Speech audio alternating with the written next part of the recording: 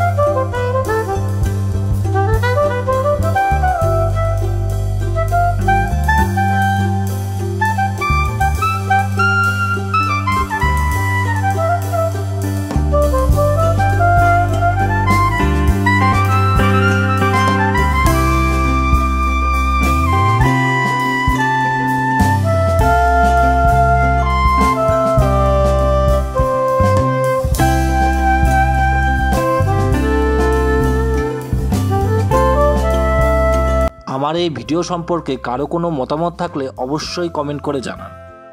চ্যানেলে নতুন হয়ে থাকলে অবশ্যই সাবস্ক্রাইব করুন।